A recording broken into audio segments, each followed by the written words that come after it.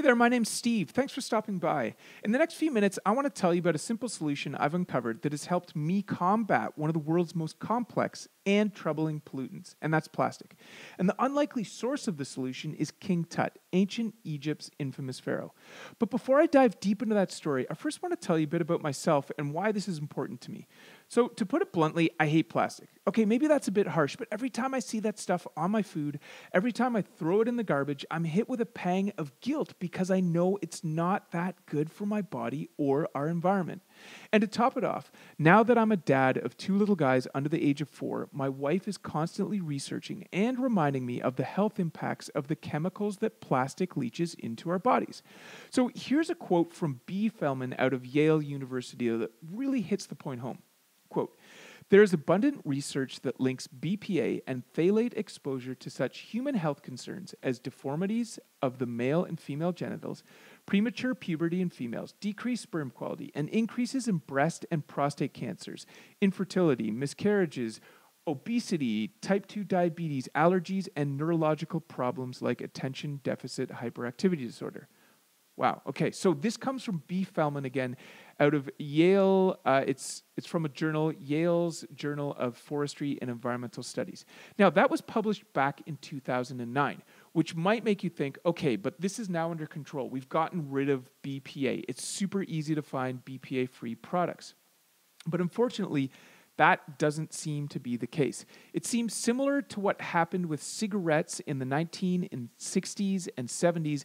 The same kind of evidence is gradually building and building against plastics. So here's a quote from Time magazine in April of 2015. Quote, "After years of campaigning, health advocates finally convinced many household product manufacturers to remove the chemical bisphenol A, known as BPA, from items like receipts, plastic bottles, and the lining of tin cans. And as a result, it's not hard to find products labeled BPA-free.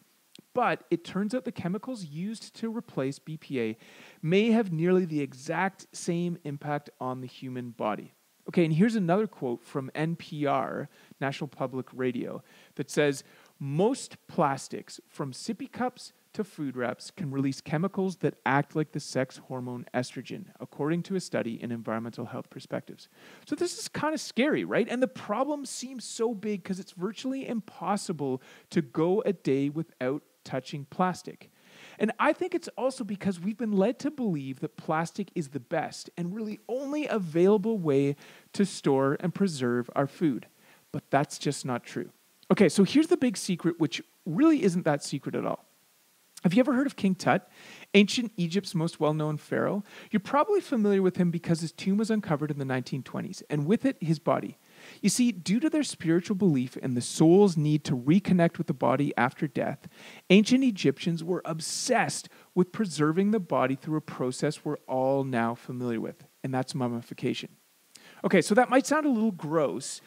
How does that relate to food preservation? But stick with me, this gets really cool. So in 2004, a couple of scientists, Buckley and Evershed, from the University of Bristol in England, concluded that coniferous tree resins and beeswax were the primary ingredients in this process. Okay, so here's a quote from an interview Scientific American did with Buckley and Evershed.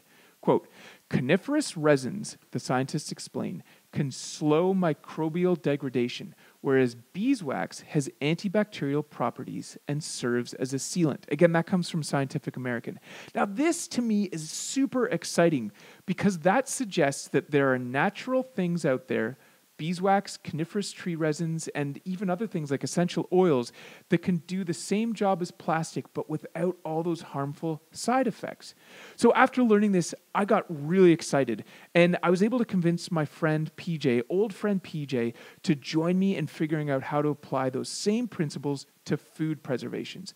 So we set up shop in PJ's basement and started melting organic beeswax and experimenting with different tree resins. And that was enough to light my fire, so much so that the first day, smoke started billowing out of the basement, and PJ ran downstairs in a panic. Apparently, beeswax burns. Who knew?